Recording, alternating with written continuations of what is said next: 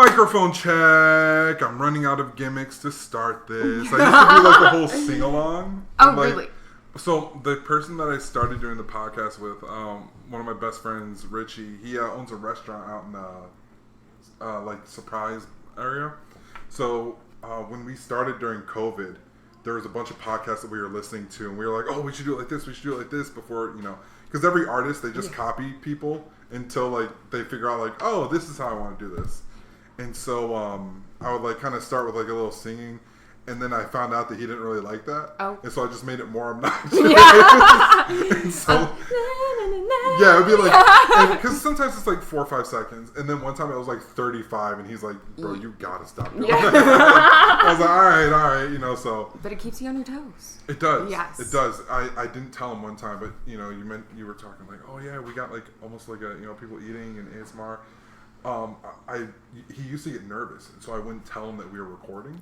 Ooh. And so we were just sitting there, and we were eating one time, and we were just talking, and I hit the record button, and I didn't realize. I thought that we were because we're talking about basketball or something. That we're like, oh yeah, you know, LeBron's looking really, really good this year, and we're eating, but it was just like quiet for a while, and it was just like eating chips. Yeah. So I was like, all right, let's go ahead and edit all that. You know, let's go ahead and get that up out of here. But no, I like talking to people first because most people get nervous around podcasts and they get nervous with a mic. And so if I can talk to you first and make you comfortable, then, you know, and I'm not trying to like, there's no gotcha questions. No. I'm not trying to like, I'm not here to be like the hard-hitting journalist. Like, so tell me. No. I'm not doing all that, man. That's too much. Like, it is. We're not Bobby Antoff in here. No. I'm not trying to start a fight with nobody else on the podcast. Like, I got nothing to sell, bro. Like, it's just like, I started doing this because it was during COVID. Mm-hmm. And I was like, oh man, I should do a podcast because I meet cool people all the time and I hear cool stories. And now, 4 years later, I'm just like still meeting people and still hearing cool stories. So I take my mic almost everywhere I go. I have another mic with me that I take that connects to my phone. Mm-hmm. And then when I'm in LA, like I'll like just meet random people, like tattoo artists and music producers, and you know, because that's one of the stories I tell. I met a music producer in the Uber. So me and my brother went to a concert like 7 years ago, and we were in the Uber, and I was talking to this dude, and I was like, "Yo, man, what you do here? Like, what brought you out to LA, bro?" He's like, "Oh, I'm a producer." I'm like, "Oh, dope. Okay, cool." And then I was like, "So who you produce?" And he told me who he produced, and I'm like, "I listen to all of them." Yeah. Ooh. Yeah. I was like, "Shout out to you, bro." So yeah, I saw him not the last time, but the last time before I went to LA, and it's just like, you meet so many cool people. Yes. All the 100%. time. Trust me. Yes. Today's cool person is Ria Diyaolu. Air spelled backwards. R-I-A. Diyaolu. You don't have to remember it, but that's what it is. Yeah. And so we met at Phoenix Fashion Week, which is almost a year ago now. It was almost a year ago. And I was telling you before that like I forgot because I had so much stuff going on, and I went back and I was like, oh man, I haven't updated the podcast in a while because I had to like pay. I have to pay for the hosting service. Oh gosh. And so I was like, oh man, like how much? Like man, I haven't done this in a while, and you know I should check on it. And I was looking at the dates, and I was like, oh my god, I haven't done this since October. Since we met. Yeah. And I'm like, it's August. Yeah. You know, when I started like getting back into it, because I was like, okay, I got to get all these out before I leave because I'm going to LA for a week, and then when I come back, I got to do this. Like then school starts, and so after school starts, man, I'm not gonna have time because right after school starts, then I start coaching again, and I was like, oh, I get why I didn't do this for a while. Yeah, life comes at you real quick. It does, but what I've noticed is, for me mostly, like I used to be one of those people that's like, yo, whatever happens, happens, which I actually have tattooed on me. But then there was a certain point when I was like, if I want this, I have to go get it. Yeah, you have to make it intentional. Yeah. Like kind of being hands off will take you far. Yeah. As far as like not worrying about certain things and letting certain things play out, but at the same time, you have to make that choice of like, no, this is what I'm doing. And this is the point where I want to go in life. Yeah. And this is what I want it to do for me. So you have to get it going. It's scary too because I grew up as a military brat, and so for me, we were moving regardless. It was like, you know, oh well, we're gonna move. Well, I don't want to move. Like, okay. Too bad, son. So yeah, and so now me having to make those choices of like, oh, do I want to possibly move? You know, possibly next year. We won't get into it. But hey, is that really a thing? Like, okay, well, I have to do X, Y, Z. I have to do this to prepare. And I'm like, oh wow, there's so much that goes into it now. It is. Yeah. And I kind of had that same like thought process when I was in New York in June, and I was like, hey, I would really love to live here, but I don't think I can make it happen financially, but I would think this is a place that I could make some things happen for myself, career-wise, financially, model-wise, all of that jazz. And I was like, if it's meant to happen, it will happen. And I kind of just mentioned it to my best friend's boyfriend, and he goes, hey, well, we're moving to Connecticut, so if you want to put all your stuff on the truck, we'll take it for you for free, and you don't have to worry about any of that. And I was like, when are you guys leaving? And this was July 12th or so. And he goes, August 5th. I was like, oh, okay, we can make it work. I was like, oh, but logistically, I guess it can happen. Sometimes the universe or God or whatever you believe in will be like, and go. And it was like, go. Let's do this. You asked for it, so here you go. Yes.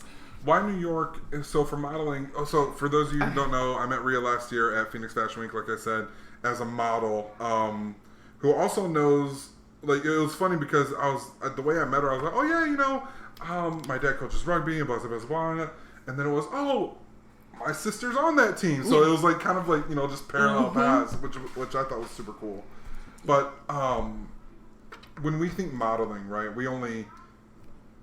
people who aren't in that world, like, I like fashion and I follow fashion blogs and designers, and you know, but it's different for me. Like, you know, Off-White is like the highest level that most of us went, you know, like in that streetwear scene, it was like, okay, we're looking at Jordans, we're looking at, and so when you look at like real, I don't want to say real fashion, but like that classic fashion and classic modeling, you know, I know about Milan, I know about Paris, but why New York instead of, like, we all assumed Los Angeles. It's like, that's where everybody goes. So, like, why New York over LA? And you want to know what's really funny is I was going to move to LA in March of 2020. And I had, So I was literally in the process of figuring out the move to LA to pursue modeling. And that was, 2020? We're in 2023. So I would have been 26. Okay. Instead of almost 29 now. Okay. And I was like, you know, if one more old lady at my job tells me that I need to go model, I'm going to go do it.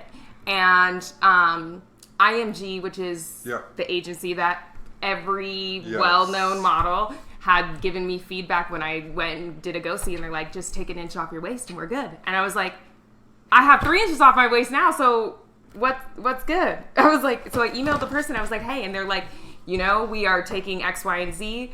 And then COVID happened, and they stopped taking new clients. And then it kind of just put me in like a whirlpool tumbler dryer of like, what the F do I do now? Yeah. So then I was like, okay, well, I guess I'm going to stay in Phoenix and just do what I'm doing here, continue to serve. And I work in hospitality my whole career. So I was like, I guess I can continue to do this. And then I stopped modeling for a little bit. From COVID until about... COVID ruined a lot. COVID ruined so many life tracks that I thought that I could be on or that I could do. Yeah, I had a friend who had a shot to go to the G League. No. And, like, right before he got... It was COVID. And what he was telling me, because I'm like, oh, no, you still got a shot, bro. He's like, no, dog, you forget COVID was like 3 years ago. He's like, people aren't looking the same as like 25... Yeah, they're kind of looking at that. He's like 28, 29. It's not the same. I'm like, man, like he made it work after the fact. Like he's cool now. We talked a couple weeks ago, but yeah, I think I don't think people realize how hard COVID hit a lot of people like that. It did, and I didn't get fired from my job or first I got laid off, and then I got a phone call from the district manager or the Western Seaboard guy who was like, hey, you're one of 6 employees that we're not going to fire. And I was like, oh yeah, I still have a job. And this was the uncertainty before, how are we paying for our bills? What is unemployment looking like? All of those things. So I was in the middle of the throes of I never got a break. I worked from the beginning of COVID to the end of COVID in hospitality with people and watched them get worse and worse and worse and worse. And it's like, you stop looking at the world the way you do when the people that you serve or the people that are around you don't care for you anymore. And mannerism as like a society, like health, wellness, safety, all of those things go out the door, and it becomes the individual versus the whole. And everyone was kind of fending for themselves. The politicization, that's not how to pronounce it. The way that people politicize COVID is I can't even say it's the weirdest thing in my life, because like looking back in the past 30 years, I'm like, wow. But it's just like the idea of like turning a plague, like if you call it is a plague. If you turn a plague into like a political stance of like, oh, I'm not going to wear it, and I'm like, why? Yeah. Or calling people sheeps, or calling them X, Y, and Z because they choose personal safety, like a mask or social distancing, or saying, hey, back up, and they go fuck yourself. Yeah. It's like, how can you look at the world with hope? My mom has asthma, and so like, when I was like, yo, I don't know what happens. You know, at the time I was like, I don't know what happens, and so I was working downtown at an IT job, and it was the same thing. I was like, yeah, guys, I can't get my mom sick. Like, I don't know what's gonna happen if this lung disease affects my mom. Yeah. She eventually got it, and she was fine, which I was like, oh, all right, well. But I'm glad I found out later, you know, way after the fact, rather than like, you know, I'm glad that I found out that she was good, rather than finding out like, oh, this is like somebody's in the hospital and they're gonna die. Yeah, right. And then not being able to go and see them. And I was living with my parents at that time, because I was like moved out of my apartment. Yeah. And I was like the month before going to LA. So my dad is a severe asthmatic, so am I. My mom was there, my other sister is there, and I was like, oh, I'm going out into the world every single day, and I can bring this back, and then it could kill people. And then I'm at work getting yelled at for wearing a mask, for being a sheep. And it's like, how are there two different polarizing realities? So different, too. And it has a lot to do with money and access and all of those things. Because I worked in a very high-end restaurant at the time, like the billionaires and millionaires of the world. And it's like a complete lack of like social responsibility and being able to put yourself in somebody else's shoes. I just heard, I was at the gym the other day, and I usually work out my headphones in, that way I don't have to hear dorks talk like this. But I work out my mom, and so I was like telling her, okay, this is what we're doing today, and I happened to catch, you know, what somebody was saying, and he just goes, yeah, it's too bad he didn't get reelected, because if he did, I would have had enough confidence in the economy to go and buy a piece of land. And I'm like, oh, so y'all didn't really care about, like... No. Y'all voted supremely in your tax bracket. Like, that's 100%. What this is. Like...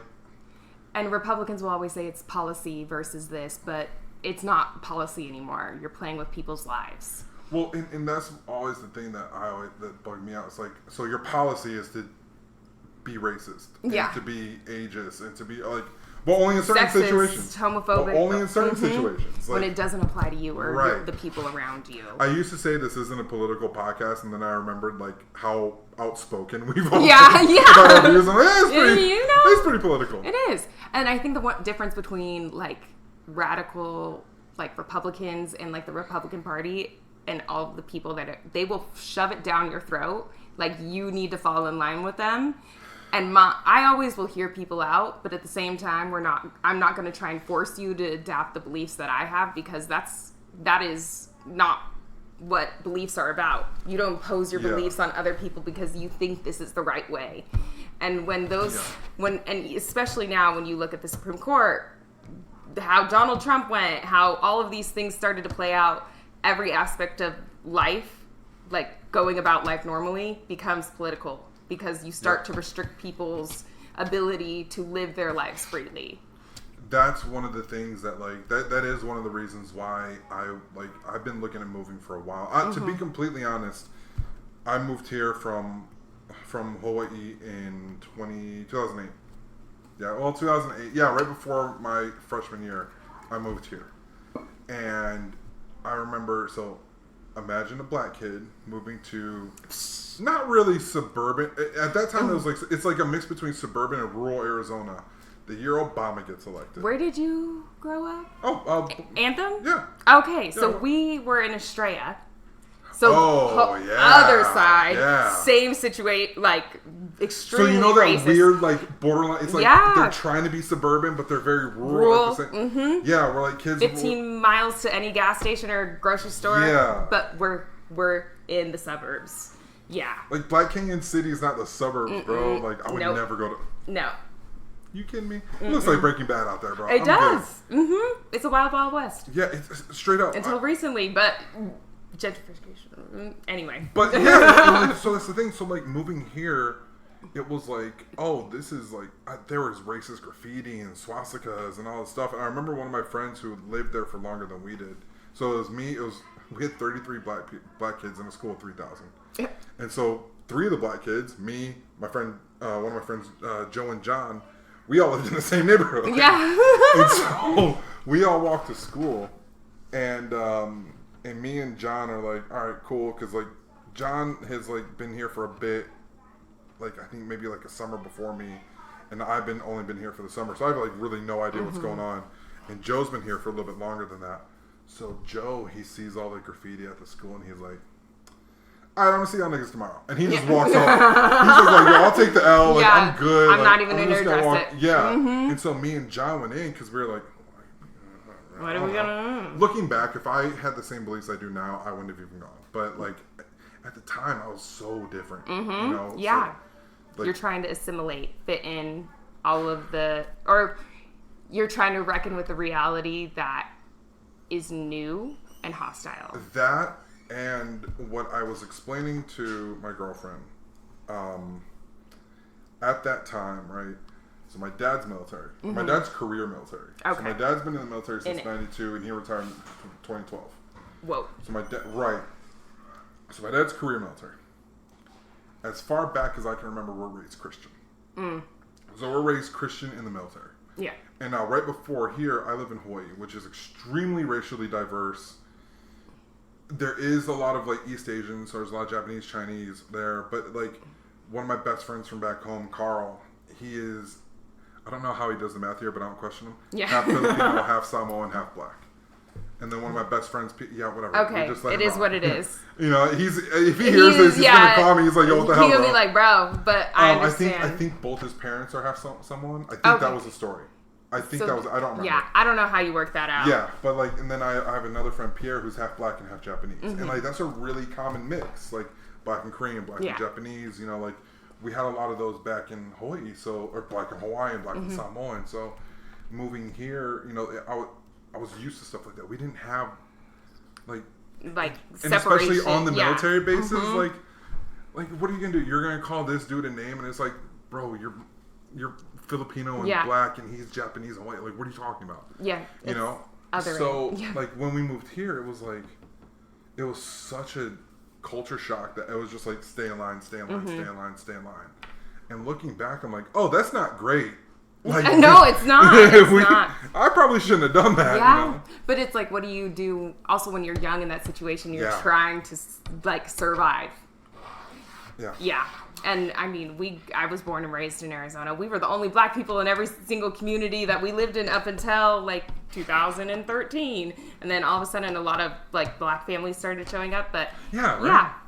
And then I go to the west side of town now. I was like, what the hell happened here? But I like it. I'm like, keep on bringing it. Yeah. Because even there are places I'll go and I'm like, damn, there are a lot of black people here. And the fact that I even have to like think about that in my brain just goes to show like what. I remember when, I can't think now, Lolo's. Yeah. I remember when like Lolo's was like the one chicken place that was like in Arizona. Yeah. And now there's like, and some of them are chains, like Gus's is a chain and Harold's is a chain.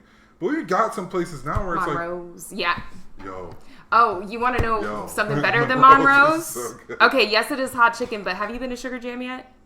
No, where's that at? It's off Raintree by the Costco off Frank Lloyd Wright in 101 in Scottsdale. Okay. It is the best black southern, and this is like comparing it to the Atlanta brunches I used to go to. It is right on par. Whoa. The food is better. The atmosphere is better. The owner, Dana, is amazing. I just ate there. I went there last week. We went today, this morning. It is just a good old time. Scottsdale scares me because I remember I went there one time and it was a birthday party.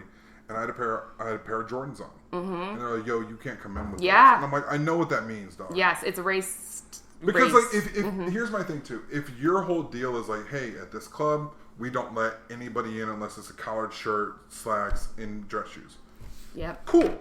I'm with that. Like, if that's your rule, cool. Or like, hey, we don't allow anybody with jewelry. All right, cool. being like, hey, we don't let Jordans in, and then I see Chad with ripped Vans come in. I'm like, no, you'll see Chad walk in with Jordans right in front of you, and then you go, what? And they go, yeah, no, that's the rule. And it's like the blatant racism. Like, dog, I know what you're like. I used to work for those people in my younger years. They specifically play the like DJ sets specifically so black people don't come. Because when we heard country or techno remix, and I love techno. That's the funny thing. I love EDM. I love house music. When you hear EDM, oh yeah, my mom and you hang out. My first concert was EDC. Really? Yes. Okay. Yeah. So me and my mom a couple years ago, we went to Swedish House Mafia in LA. Yeah. You went to the last one, the last show? My friend John went. I wanted to kill him because he didn't invite me. And he goes, well, I had a ticket, so you could have come. I was like, you didn't say anything. You called me when you were on the way out of town and said, I'm going to Swedish House Mafia, you want to come? And I'm like, I'm at work. What do you mean?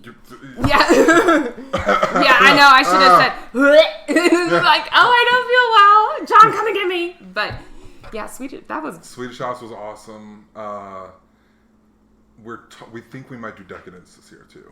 Decadence, I've gone like 4 years. It's... I can see it being kind of young. It is very young. I'd say all of the shows that are here in Phoenix, very young. And I did all of those when I was young. The one festival that they did that was actually phenomenal, and they should have done it year after year, was the one that was held at, I think it's Sun Lakes or something like that. It was at the Margaret T. Hance Park over... Oh. Yeah. No, it wasn't even Margaret T. What's the one off of Indian School in Central? Oh, I know what you're talking Steel about. Park. Steel Park, yeah. Yeah. No, they did a whole festival, and it wasn't just like techno. They had hip hop. They had house music. They had EDM. They had, and as you're walking around, it's on the lakes are there. So that's super cool. All the local vendors. It was like a swap meet market. Oh, that's really cool. The Arizona Lottery was there. They're giving out free scratchers, and you could just run around. It was probably one of, even with Coachella, EDC, Hard Summer, every single one that I've been to, that was the best one. How was Coachella? I had an artist pass to Coachella 1 year. I went to Coachella like 4 or 5 years in a row, and each year I kind of just met somebody different that kind of gave me like something else. So I think it was 2014. I had all these crazy outfits on, and I was actually very like fucked up, and I was like running out of like Action Bronson hands me. Action Bronson. I love Action Bronson. He handed me a blunt the size of a cigar. I hit it. I was already fucked up, and my homegirl, I passed it to my homegirl, and then I stood there for a second. I went, it is 1:30 in the afternoon, and I just was like, I'm gonna vomit, and so I have to run out of this crowd, and as I'm running out of the crowd, I'm like, I don't know where I'm gonna throw up. I see my cheer coach, shout out Katie Malone. If you hear this, she's the person that took me to all my first parties, all my first raves, my high school cheer coach. And I yell, Katie, and we just meet in the center. And I go, I'm gonna throw up. And she points me towards the trash can and puts a scarf over my head. And I'm like laying in her lap. That's a real one, yeah. Yeah. Yeah. And she's like, here's some Gatorade, sweetie. And so we're just I'm laying shivering in her lap. And she goes, just put this over your head. She soaked it in water. She put my headband over it, like a hijab situation. I was photographed all 3 days wearing that, and ended up on the cover of Women's Wear Daily. They were like, what are they wearing to Coachella? And I met all these crazy people. Bro, I was thrown up off of Action Bronson's blunt. Yeah. Okay, so then wait, 3 days, like last day. I have this thing where I'm at a music festival. I will walk away from my friends, and they will be like, where is she? And then they'll be like, okay, she usually likes a tree on the right-hand side. I will be underneath the tree on the right-hand side. If there's no tree on the right, I'll be at the tree on the left, in the back. And so I'm running through this thing, and this guy walks up to me with a big-ass professional camera. He goes, I love your style. I need to take a photo of this for reference. And so he's like, just run around, walk around, whatever you're doing. And he took all these photos, and it was a custom shirt from my homegirl in Atlanta. Her name is Taylor. Her fashion line was Belly. So she gave me a shirt that looked like a dress and distressed torn. Oh, cool. Yeah. So she's like, just if anyone asks, tell them it's mine. And so the guy goes, here is my phone number. Take my number down. I'm like, okay. And then his name was Mac Mose. He is Kanye West's personal tailor. Yeah, I was wondering how I've heard that name before. Yeah, so we're in the generation where Kanye was like super, Kanye was God for a while. So, yes, and Kanye, it was fuck Jay-Z, Kanye forever, but now the roles are reversed, and he needs to go talk to somebody professional. But, and what's crazy is I think that shirt, that reference to that shirt. Oh, yeah, that's all Yeezy. Ended up in the Yeezy collection. Yeah, that's all Yeezy stuff. Yeah, here, I'll show you a picture. But it comes full circle because the next year I was like, I'm too broke to go to Coachella and da-da-da-da. This man texts me and goes, are you going to Coachella? And I was like, no, I can't afford it this year. Like, I can't afford the ticket. He goes, let me see what I can do. 30 minutes later, he texts me. He goes, first, last name. And I was like, Ria Diyaolu. And he goes, okay, just go to the will call, tell them your name, and they will and you'll have a ticket waiting for you. And I was like, what the fuck is this? I was like, am I about to so I get in the car with John, Hannah, and Patrick, my best friend, had like a camping spot already. So she bought a ticket last minute, he bought a ticket last minute, and we're driving to the desert. We're like, if we drive all the way out here and my name is not on a list. So we had to go through all these random, like, separate off-site tents, and then I finally walk up to a security guard because I see regular, general, whatever. Yeah. I was like, somebody said my name was on a list. He goes, you're going to need to go through the exit, walk that way, turn right, find somebody at the table. And she goes, hand me your left wrist. For Coachella, your wristbands always have to be on your right wrist. Okay. For general admission, left wrist. She hands me a wristband that is a different color than everybody else's. It's white with like bronze embroidery, and then it has just like an elephant on it. I was like, what does this mean? And she goes, you can go wherever you want. I was like, what? I was like, so I didn't really realize the power of this. I'm literally in Artist Village just walking around with a hijab on. Nobody can see me. And they're like, who are you? I was like, nobody. I was like, I'm just around here. Also, I snuck Hannah back there. We almost got her wristband kicked out or cut off by the director. It was a mad time. But I literally walking around the Artist Village, I was like, oh, there's Snoop Dogg. I was like, okay, and like Beyonce and Rihanna and all these people are just walking past me, and I'm like, huh, okay. So that's kind of how my Coachella circle goes. I love Coachella. It's gotten worse over the years just due to like the type of people that go. And I'd like to say that for all festivals. Yeah. The one that is still safe, or was safe when because I went like 2-3 years in a row, was Camp Florida. I haven't gone to that one. Yo, is it good? It's so...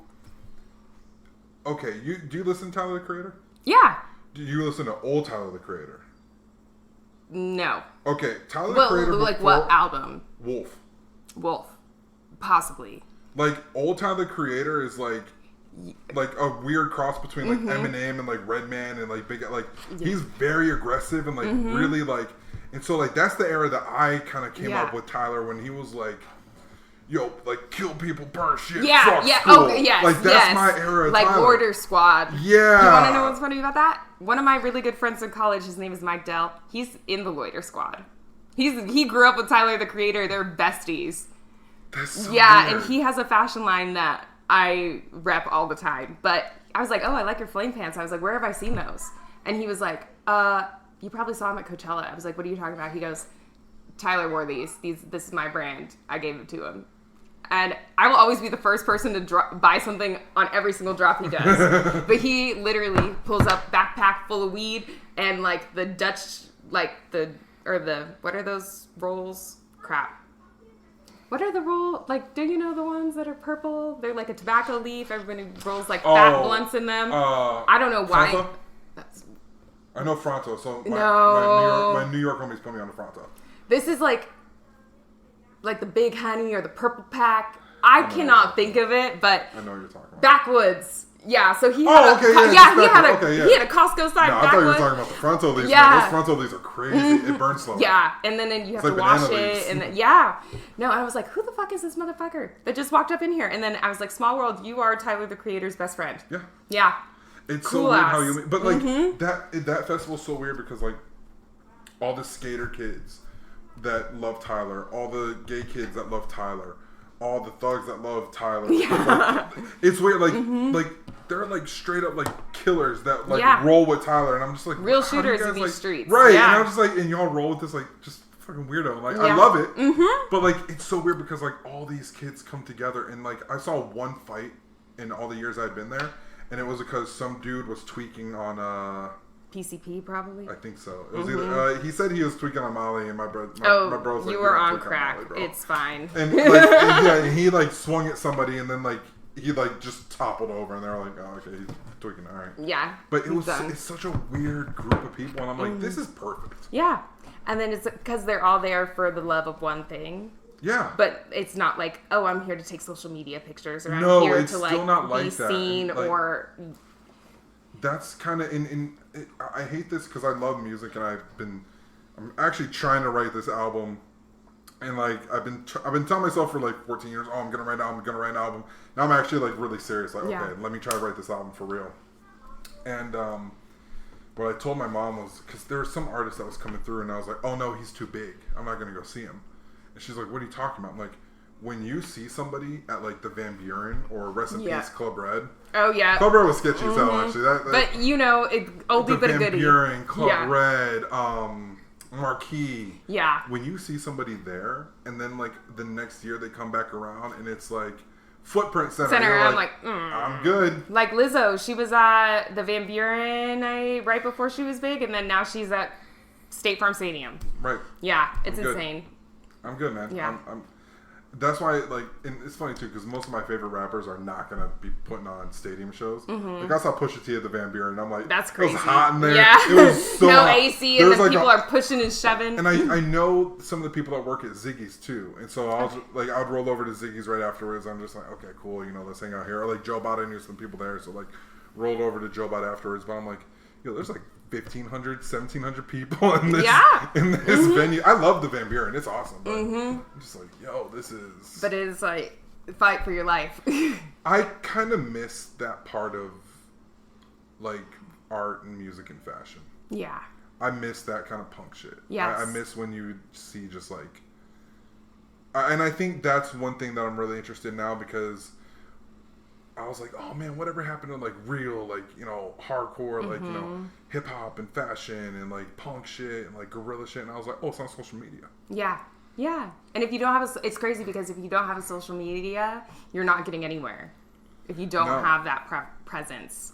But even then, it's like you remember, so, okay, you said you're almost 30 or almost 29. I'm almost 30. Yep. I turned 30 in March, and I was like, well, all right, for the grave, I guess. I was like, my back hurts. It already did. No. But I was thinking about, like, oh, man, like, it sucks that, like, whatever happened to the mixtapes, man. People used to make mixtapes, and I was like, oh, it became SoundCloud. Yeah, and now SoundCloud's dead. And then what happened? It went on Instagram. Mm-hmm. And I was like, oh, okay, it just keeps And evolving. now it's TikTok. Yeah, and they make music specifically for TikTok, which is weird. It's crazy. I was like, it's kind of a mental illness, but if that's what makes people money, I guess that's what makes people money. Like I kind of wonder what the balance is going to be as far as like when it comes to art like that in the future. Like a great example is like everyone. I know it's not everybody, but there's so many people who have that social media style of fashion where it's like, oh, get ready with me, and I'm going to wear this.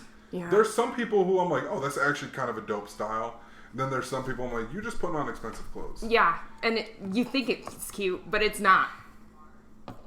Or in my opinion. But I look at people, I'm like, okay, so... And it's not even just that. It's like, they'll put on really expensive things, tag it in their store, and say, go buy it, so then they make money off of it. Yeah. And that's a lot of what that is. Like, get ready with me. I'm wearing this Aritzia top, but then every time you go and use that code, or they're like, I put a code for it in my bio, they're going to profit off of it. That's why, so on this podcast, I don't have ads, which is cool, but also like I'm doing this for free, Yeah. But I did start. There are 2 places that did give me codes, and the thing is, my rule was okay. Just for myself, I want to say I use both these things. Yeah. And like other things possibly down the line, like some of them will be cool, but I think that a lot of times, like, and this is what kind of like I wonder about with fashion, because you don't really see it with music, but you see it with fashion, and you really see it with sneakers. It's like, okay, how are you wearing Gucci shirt, Balmain jeans, off-white Jordans? I'm like, yo, that fit legit is probably around $5,000-6,000 conservatively. If it's real. But do you know how big a lot of those people that are flashing those designer bags have a person on DHgate in China that makes the fake for them. Shout out to DH. Yo, I knew about the DHgate before the girlies ever knew, but now that's where they get a lot of their stuff from. And it's like, how do you have those things? Half the time when I look at them, I'm like, that's not real. How do you tell? Or is it just like you've seen it so much now? I've seen it so much that like there are certain brands like the Off-White, the Gucci, the Chanel, they only make so many numbers of those things. Yeah, sure. Like, and if Joe Mo down the street has it, I'm going to assume that it's not real. And the fakes are so good these days. Like, crazy story. I had these 2 girls come into my office before, like a couple months ago. I work at the Fairmont up here in the Ultralux thing, and these 2 girls decked out head to toe. Every single thing they were wearing was a designer item, and I was like, huh. And I said to these girls, I was like, I'm one of those people that if I can't afford the real thing, I'm not going to go buy a fake. And they're house moms from Texas, so they just started kind of laughing at me. And then one of the girls comes and sits down in my chair, and she goes, honey, and she picks up her Gucci bag. She goes, look at this. Do you think it's real? And I was like, I would assume it's real. And she goes, I have 4 vendors from China. She added me to her group, and it's all these house moms on Facebook. They have a Facebook group. She can get Nike, On Cloud, any design, like anything of designer, she can have made in China and sent to you for $30. Well, but yeah, you're also seeing like with a lot of these counterfeiters, these are real. Quote. Yeah. But they're made in the same factory as. So it's like, these are Air Maxes, but like they didn't come from the Nike store. They didn't come from the Nike store. So now they it's don't have a serial number. Exactly. Yeah. Exactly. So like that's what I think is really interesting too, and that's why I think like one thing I noticed, when you're a fan of like certain things, right? Like especially of certain niche things, like you can kind of tell you're like, hey, that looks like this looks like X. This doesn't look like this. And so I saw something. Oh, you know what it was? They said it was it was a shirt I actually really wanted since I was a kid. It was Dennis Rodman. I'm a huge wrestling fan. Dennis. We love Dennis. So it was the Dennis Rodman NWO shirt. And they're like, oh, it's at Urban Outfitters. I'm like, no way. I'm like, yo, what? And I was like, yo, this got to be a couple racks. Like, there's no way. They're like, no, $40. I'm like, what? Looked at it and I'm like, okay, let me look at this. Look at the logo. I'm like, that's the new logo. They reprinted this just for this. I'm looking for production. Yeah, and like when you go to some of these, like, and there's no issue with like Buffalo Exchange or anything like that, but you look at some of their stuff and you're like, okay, is this vintage or did you just get this from like Walmart? Yeah, or did you get this from Shein? And then somebody turned it. Yeah, yeah. So like a lot of like, and I'm seeing that too with like.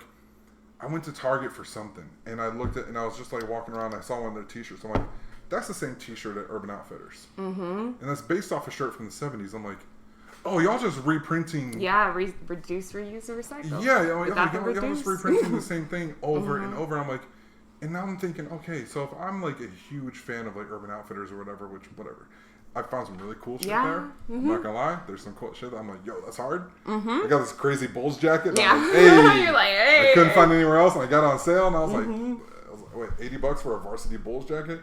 Man, I live in Arizona. I'm gonna wear this once a year. Don't care. Literally. And I'm like, so what would stop me from just seeing if they have it at Target?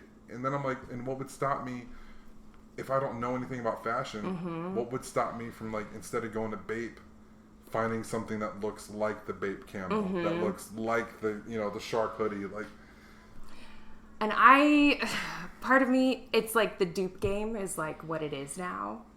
Like the girls, I found a dupe for this. I have a dupe for that. Oh my gosh, it's a dupe. So we are just taking original ideas and then copy and pasting, or copy and shift, alt, delete, and then they're like, "Look at this!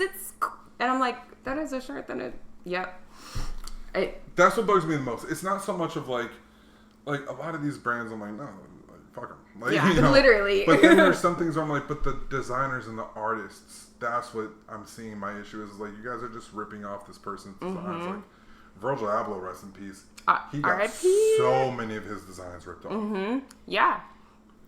Yes. And like Jerry Lorenzo from Fear of God got so many still. Mm-hmm. Like he's not even. I don't even think he makes like the sweatsuits and stuff anymore. Like he's doing some different shit. And I'm just like. There's another designer. I want to say it's Richard something. But he does all these crazy designs, and you will see that ripped into like not Babe. What is it? Revolve or Feature or any one of those, and it's like, oh, this is it Richard Scott? I want to say it's Richard Scott, but I am wrong. Correction corner if anybody knows. But yeah, they'll take those unique designs, dumb it down a little, and then sell it for half the price. I love when you see the brands, like the Instagram brands, and I'm calling them out because I don't wear them. Civil Regime, Fabletics, anything that you see some dude who you can tell only does chest and arms at the gym, any brand that they wear. I'm not wearing it. Yeah. So like, I love when you see like the dumbed down version of that because I'm like, yo, this shirt was already like $40. Yeah, literally. like, what are y'all doing? Or like the Lululemon. Yeah. Knock off Lululemon is crazy. It is crazy. Because I've seen like. And the thing that people don't get about the like athleisure is like, yo, there's a quality difference. There is. That most dudes don't have to worry about. Because like, if you're ripping off Adidas pants, like first of all, Adidas pants are so easy to find. Yeah. Yeah. They're you so can get them easy. at the Goodwill. I got them at Kohl's, man. The only difference between the one at Kohl's and the one at like on the Adidas store is the stripe goes up a little bit differently. Yeah. And I was like, I like the stripe that goes halfway up anyway. Like, I prefer that. I like that one better. Yeah. I was like, I like this one. Like, and it fits a little tighter. I'm like, I'm cool with that. But I'm like, yo. Like the women that I've seen women who like, oh man, you wanted this, but you couldn't like, and I don't think they realize that like, yo, the quality difference is not there. Yeah, and I'm like, it is like there's a big difference. Like the quality is the fabric, the stitching, also a lot of those companies, if they have a lifetime guarantee, that means their products are amazing. Because why? The seam bust, I'm gonna take it right back to the store, and even if I paid $100 and whatever for it. And more than I would like to. If it rips, guess what? I'm getting a new one. Yeah. Yeah. So that's one thing I learned. So when we were in the church, right, they were like very, very against. Like, oh, well, you know, you see people come up here and this is funny to me looking back because like I like sneakers. I didn't get full sneakerhead. But like I still pay attention to sneakers. I wear 15. I can only wear so many shoes. Yeah. Ooh.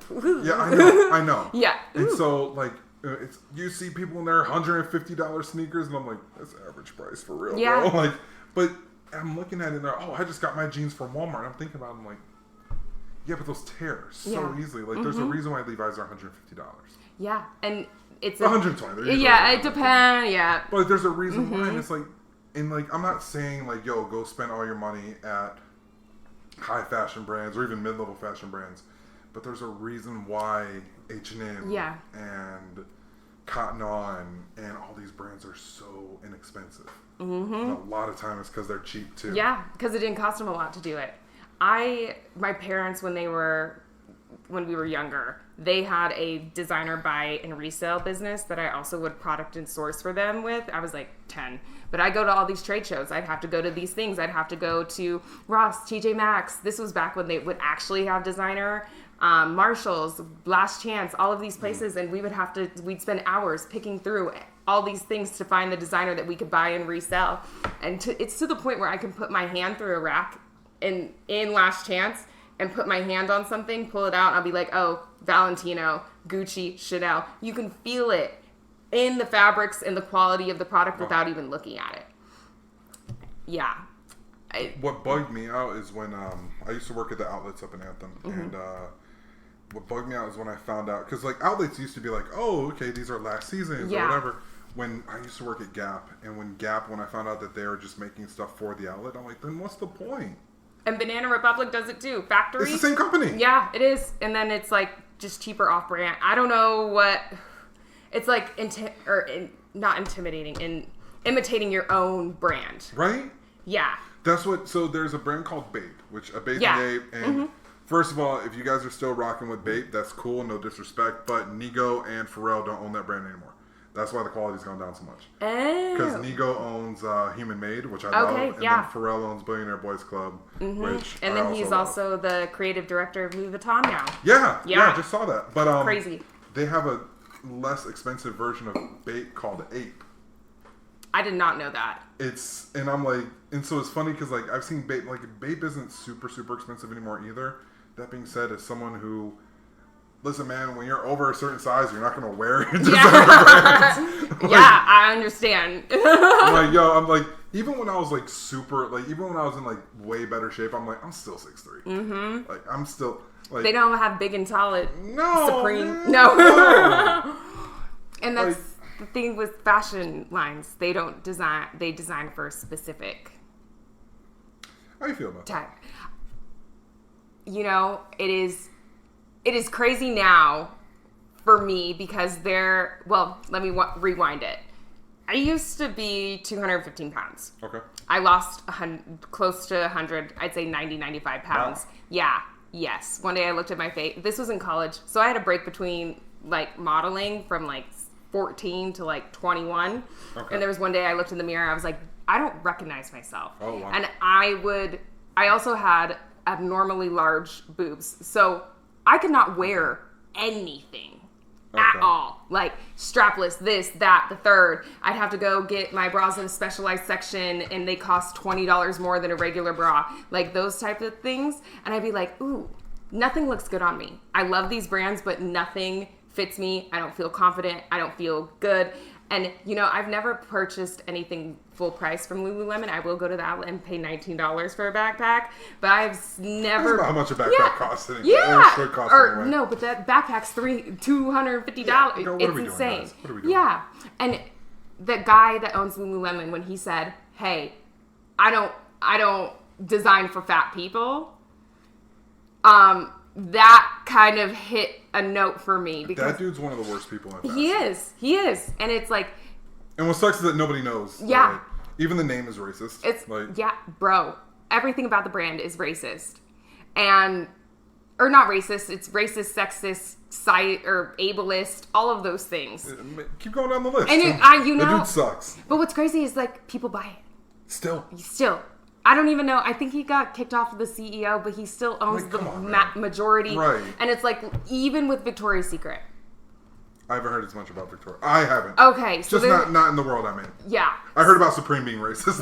That's the world, you know. And it's not like racist. I don't know. But how many black supermodels were on the runways? Not a lot. But they, with the trans issue, they were like, oh, we should have somebody, I think it was Nikita Dragon. Something she put on like the wings and during the fashion show week and like put out a video on YouTube and did this whole thing. And Victoria's Secret put out a statement that was like, we will never have a trans person on our runway because that's not a real woman. Like that type of shit.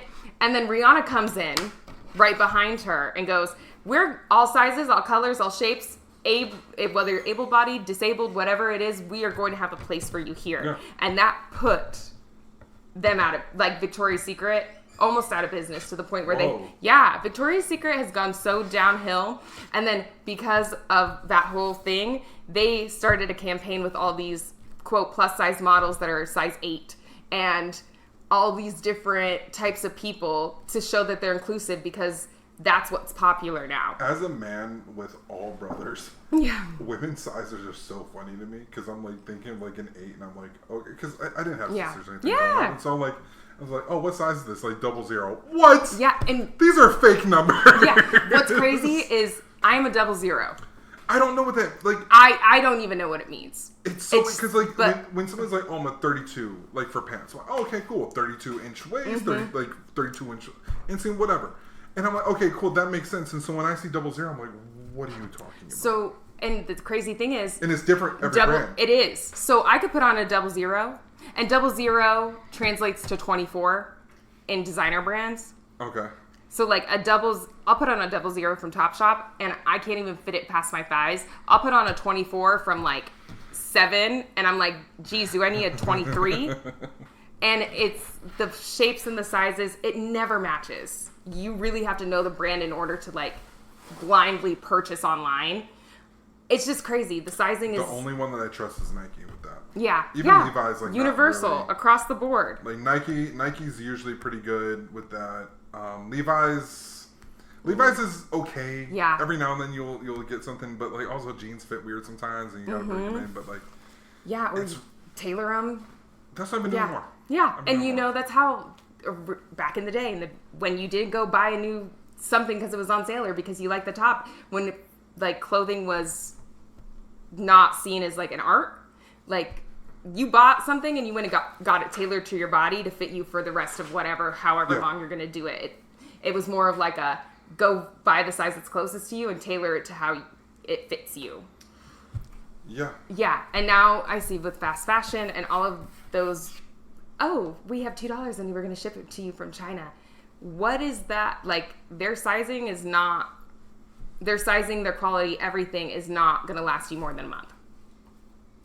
Which is weird because I'm starting to see more and more people do that on purpose. Mm-hmm. Like, I'll spend $30 on this, and then I'm only going to wear it one time for Instagram or for this party or whatever, and then I'm going to, maybe I'll donate it, maybe I'll throw it away, and I'm like, well... Ends up in a landfill. Yeah. Like, adding to the waste of the world. And it's crazy to reconcile that with fashion, and then industry and modeling. So I talked to somebody, what's her name? I cannot remember her name now. She runs Hummingbird. Oh, I know who you're talking about. Yeah. Yes. I'm so blank on names right now. I want to say it's like Noelle or something, but I'm wrong. I just did a podcast with her too. I gotta find her because I'm gonna be so mad at myself if I can't find it. And Keto. Do you remember Keto? Yeah. City of Knowledge? Yeah. That's so crazy. Kanye West watched that. Are you serious? Yes. He sent me, so shout out Keto, you are the next big thing in fashion. He sent me a freaking video and it was like, Kanye, it was like on the reel, who's watched it? Kanye West. And I was like, you are kidding. That's so cool. Because I was like, this is what Kanye wishes Yeezy looked like, mission-wise and style. Well, it's two different, but you know what I mean? The rugged, ragged. Yeah. Lizette Gonzalez, by the way. Lizette. I was not going to forget. Sorry, Lizette.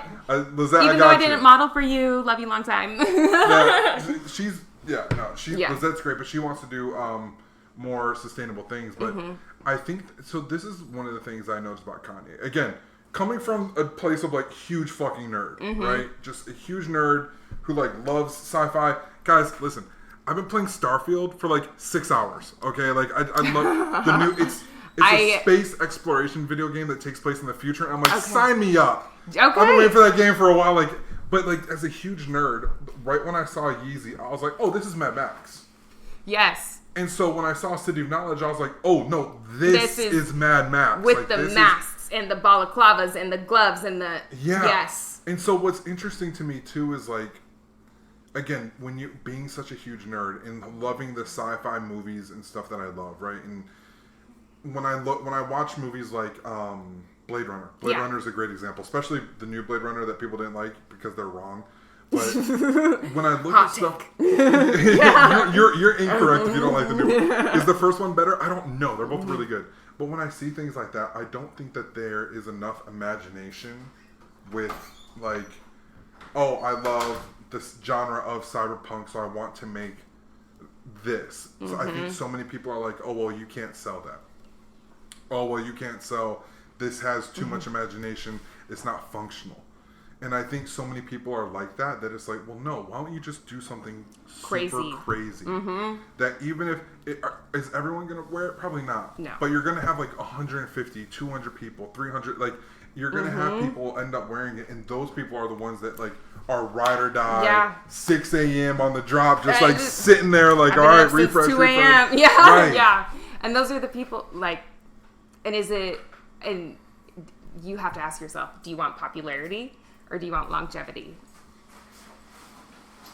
I think it comes down to those types of things because it's also about staying true to your brand and what it is. Do you fault people either way? Do I fault people either way? Do you fault somebody who is like, no, I just want to be popular because then I can set myself up? Or... No. I don't either. I used to, but... I used to be like that. And then I'm like, but if that is your goal and that is your route or that is your path in life, that's the one you choose to take. Yeah. Yeah. And I mean, there's so many people that are clout chasing this, that, and third, and they'll get that. But what happens after that? It's kind of what I was saying earlier about like the artists who like, because again, I listen to a lot of music and I found my old notebooks. And like my old notebooks, I was like, oh, I know exactly who I was listening to at this time when I wrote this. And even now, like I'm like, I'll write something, I'll be like, oh no, this sounds too much like this person. But I think it takes a while for somebody to be like, and I was telling, I think I told my dad, it's really not that hard to go viral. No, I've gone by. I had the third most viral tweet of 2018. It's not hard. How? What'd you say? It was 1 o'clock, 2 o'clock in the morning. That's I just got off of shit. Tweets, yes. And Black Twitter, shout out Black Twitter, because y'all roll deep. Rest in peace, man. Yeah, I know. Fuck X. Sorry. We gotta get. I can cuss, but. You haven't listened to this thing. Can we please get more Black people on Threads? Yeah. Please? Well, I don't Threads even have a thread.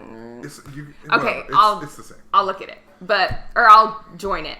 But yeah, it's not hard to go viral. It's not that hard. I literally was like, and I was like, look at my mom and my dad were in Utah with my mom's family, and she called me at like 2 o'clock that day before I went to my shift. She's like, hey, you'll never guess what Caitlin did. I was like, what did Caitlin do? She goes, I'll just send you a picture. So then I get off work, I look at the picture. It is literally the Amazon driver, a black Amazon driver with the truck open. Caitlin, so Caitlin was like 5, little white, blonde hair, blue-eyed, and she is standing in the driveway with packages towering higher than her in like piles. And then my mom is standing there with her hands on her hips, like looking at her. And I just wrote, guys, my badass little cousin decided that she would got on Amazon and spent $300 worth of Amazon packages, and this is how everybody found out. And I think I remember that. Yeah, no, it's literally all over Twitter, Reddit. People to this day will still send it to me. When I tell you, Good Morning America, BuzzFeed, random phone numbers calling me all day, every day for comments. It's in a textbook in Argentina. Are you serious? Yes, I got a thing that was like, can we use this as educational resources in our textbook? I was like, yeah. And so it's in a textbook. That's it's like so weird. But it's crazy because it has over 5.4 million impressions.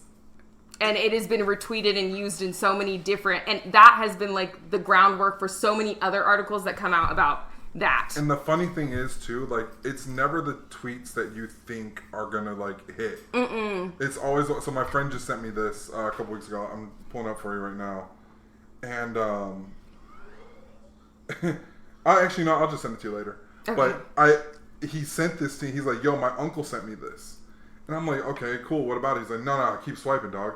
And I'm swiping. I'm like, and I haven't talked to this dude in a minute. Like, it's been a long time since I talked to him. We went to high school together. And then he just shows me this. And I'm like, yo, I remember making that tweet. I was like, I think I was at work. And I just like sent it out really quick and put it down. And then like 3 years later, he sends this out. And he's like, yo, my uncle hit me with this. That's hilarious. And I'm like, yo, it's... That's mine. I remember that. Yeah. I remember that. But it's so weird because like, and I was telling you that it's not that hard to go viral. It's not. The hard thing is staying at that level. And like, I didn't make any money off of this. Right. Oh my God, yeah. Well, Ellen, she did call, and Caitlin was shy. But we could have gone on Ellen and got money.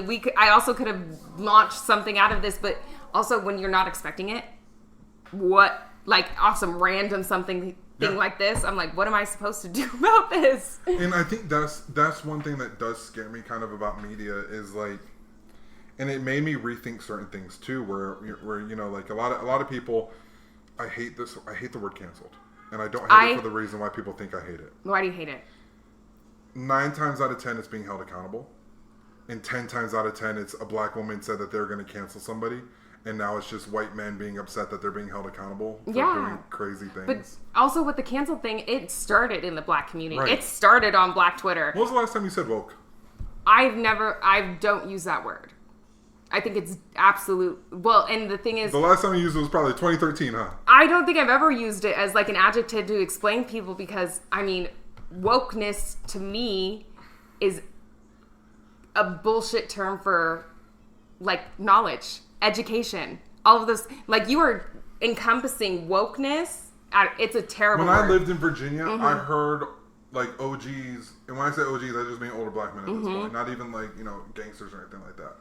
I just heard older black men like, hey, you brother, stay woke. Yeah. And that's what it was. And then like, I remember it was more of like a watch your back type of thing. That's all it was. It wasn't like, had anything to do with knowledge, it was knowledge, but it was like, yo, be aware of where you're going. Your surroundings. Dog. Like, yo, like, you don't go here after dark. Here. Yeah. There were sundown towns in Virginia, and I remember my NCO, she called me because I was at like, watch your 6, dude. I was at a wrestling event, and she goes, where are you right now? And I was like, oh, I'm in Richmond. She goes, do not go back through Pequosen. I was like, okay, what? All right. And I was like, I wasn't planning on it, but why? She's like, it's a sundown town. Do you know what that is? Hey, man, my grandmother and my grandfather are from Tennessee. Mm-hmm. Yes, I know what that is. Yeah.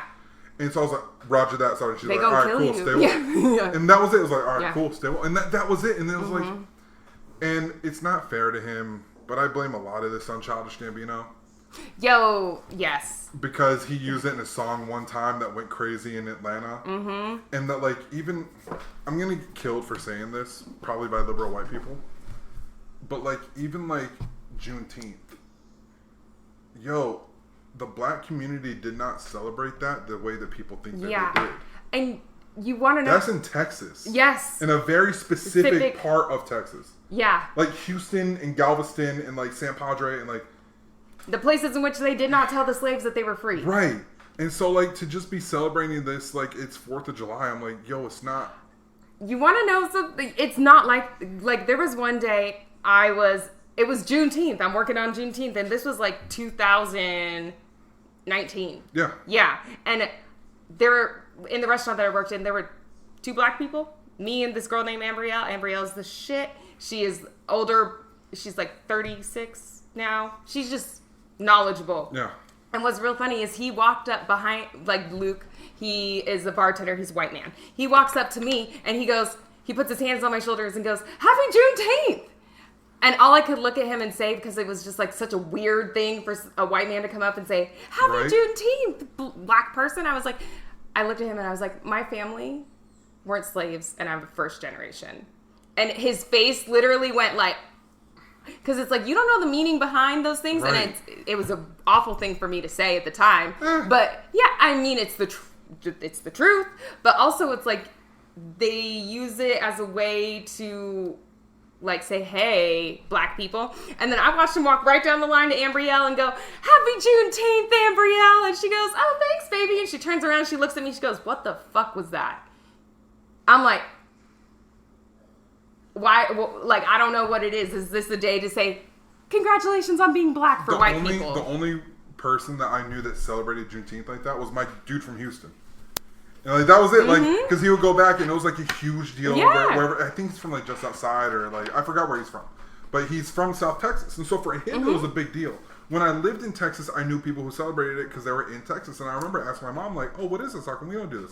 My mom was like, I don't know. This is like back in the 90s. When I lived in Atlanta too.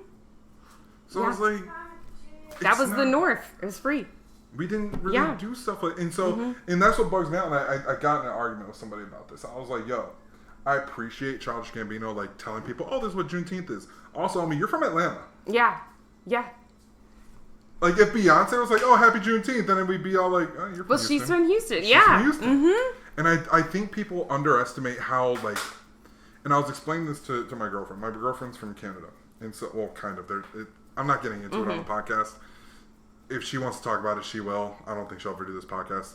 Prove me wrong. She should. Prove me wrong. Yeah, do it. But she, I was like, we had an issue about me serving in the military. Not an issue, but she's like, hey, you know, I don't respect what the military did and this, and this. I'm like, hey, I understand. I've been out of the military for 6 years also. Don't forget that. But she's like, and I don't understand why black people would go in. And I was like, okay, I can answer that for you if you want to actually have an answer. If you want to just like get this off, that's fine too. And she's like, no, tell me. I'm like, okay. The next black person that you meet, also where you live, probably not that many, but the next black person that you meet, black American that you meet, ask them where they're from. I will put, for my life savings, I'll put my life that they don't say America. Yeah. If you ask any black dude where they're from, like American black dude where they're from, they will give you either a state, a neighborhood, or usually a city. Yeah. Like if you ask, oh, hey, I remember I was in Germany. And this dude came up to me, and he's like, I think he was a Nigerian dude. He came up to me, he's like, hey, where are you from? And I was like, Chicago. And he's like, what? Like, wait, what? And I was like, oh, you meant like America. He's like, oh, yeah, I'm from the States. But he was just like, what is your heritage? Yeah. And it was, but that's the thing, is like when you talk to black dudes in the States, they don't give a shit about the country. No. They don't. I'd like to argue half of the people that live here don't give a fuck. I think there's white dudes that will do that whole proud of being American and all that shit. But like, I think a bunch of black, like, that's why it's funny to me when I hear like Team USA, though, I just want to put on the flag for my country. No, you didn't. No. You want to be the top 15 basketball players in the country. It's all good, LeBron. Just say it. Homie. Yeah. Mm-hmm. But I think so, because when you look at, like, people don't get black dudes aren't getting American flags tattooed on them the same way the white dudes are. Black dudes are getting Chicago and New York and LA. Or their zip code, where they're from. Yeah, it's like... area code, not zip code. Yeah. I've seen both. Yeah, I mean, I've seen both, too. And, like, that's the thing. So, I'm like... It's very interesting to me just to see, like, and that's what I was telling her. I was like, yo, for a lot of these dudes, it's like a lot of the dudes I knew that were, like, really, really, really going through it, it was like, okay, I can either sell drugs or join the military. Yeah. How else are, Like. If you want an education? Yeah. For free? Yeah. You're going in the military. How many people I knew that were like, yeah, I tore my ACL my junior year, so I didn't get a scholarship, so I joined the military. Yeah. And it's also like, do I go get a minimum wage job doing something for $10 an hour, or do I go into the military where I will have resources? At least you have health. Yeah. And even with the military right now, you're kind of seeing that, like, the enlistment rates are going down, because what do you get out of it these days? When I was going to ASU, I had someone ask me, they're like, hey, I'm thinking about joining the military for college, should I? And I was like, just remember, I'm like, listen, I have my own opinions. Just remember that you are supporting a war effort for your education. Mm-hmm. If you're okay with that, then join. Yeah. If you're not, then don't. And I think I think people are starting to see that. And, like, the hard thing is, like, the separation of, like, when I was in the Army, I didn't get fucking deployed. I did IT. Mm-hmm. Yeah. You know what I mean? Yeah. And, like, I did IT. So, like, I was sitting there and, like, all right, General, you're not General, but, like, all right, Commander, you're you can't print in color. All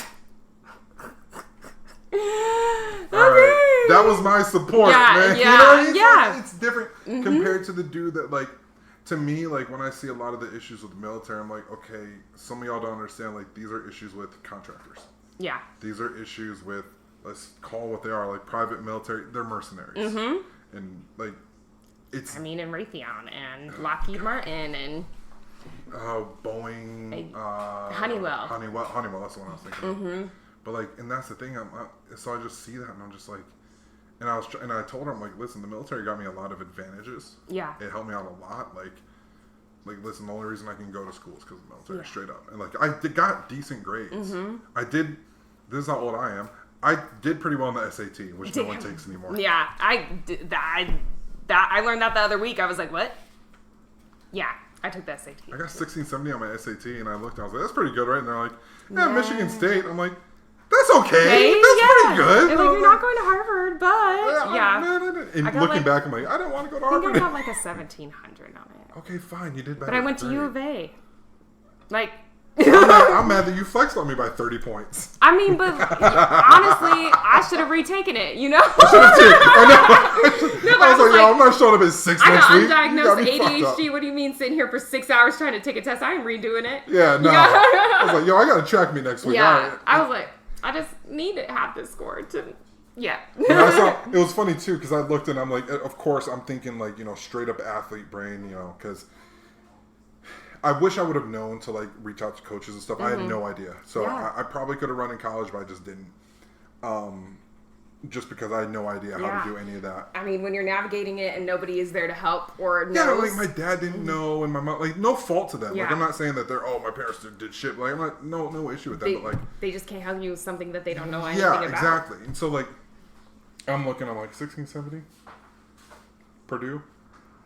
Michigan State? I've heard of those schools. Yeah. Those are pretty solid schools. You know, I can roll with that.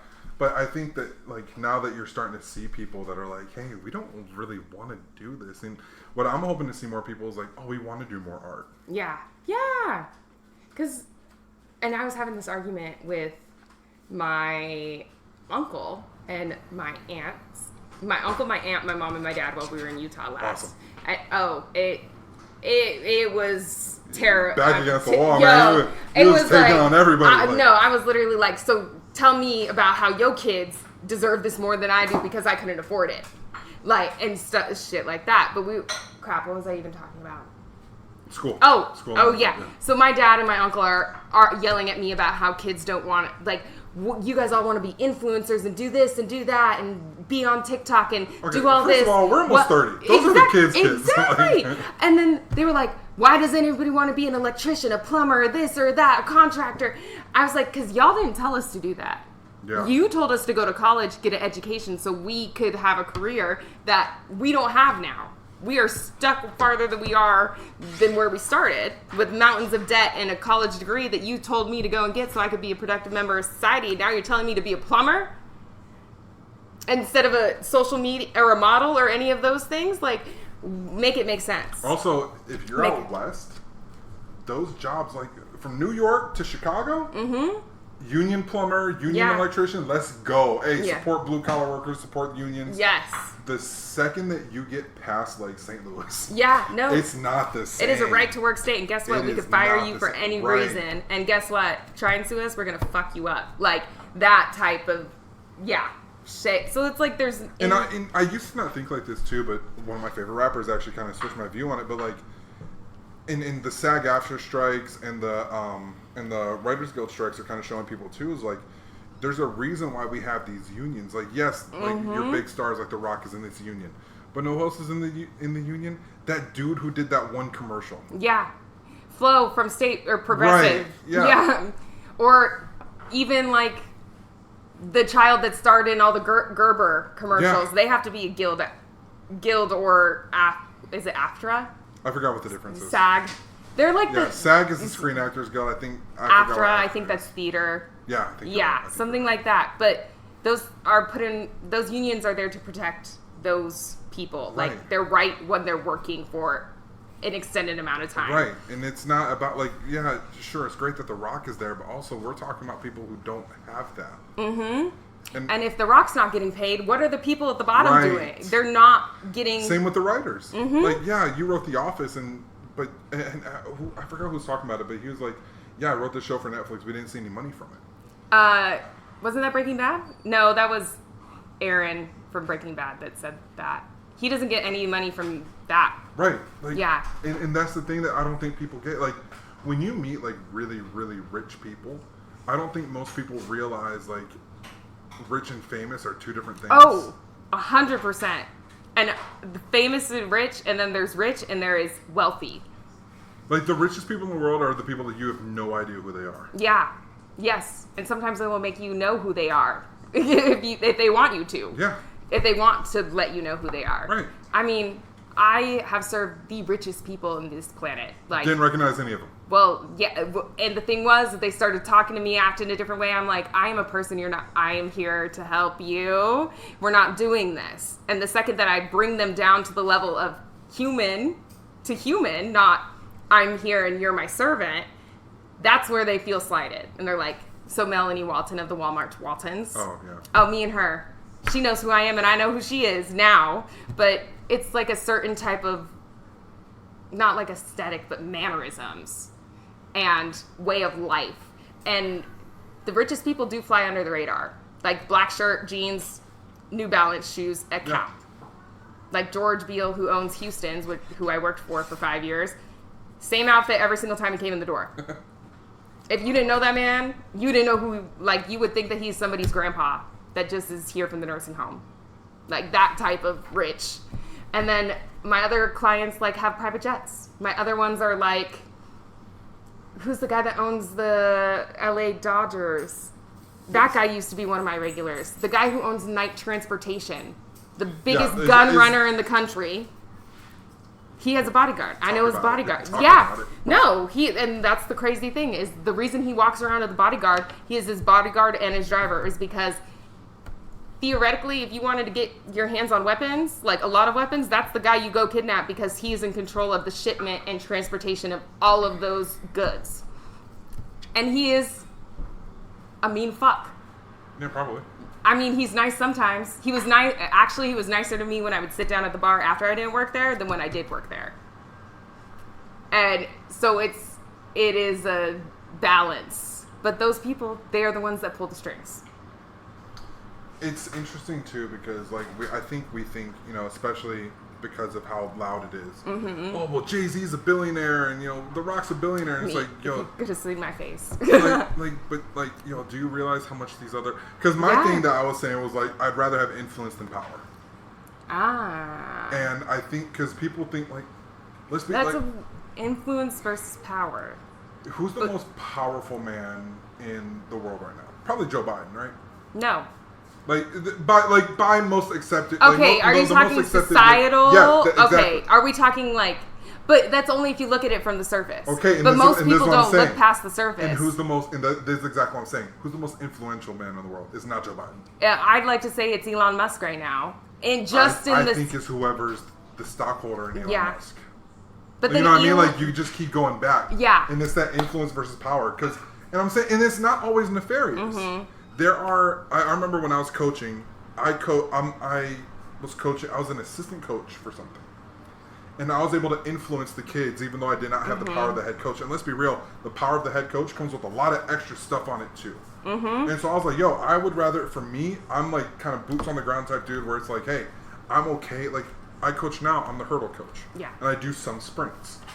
That means that I get to just work with the kids I work with, and we're doing, and while he's having to worry about, we got to schedule out meets, I'm like, all right, man, this is how you get in the blocks. You know what I mean? So, like, it's not always a bad thing. Yeah. But when people think of, like, oh, the president of the United States is the leader of the free world, it's like, sure, if you, again, like you said, if you look at the surface, but when you look at the most influence, oh, no, we have no idea who that guy is.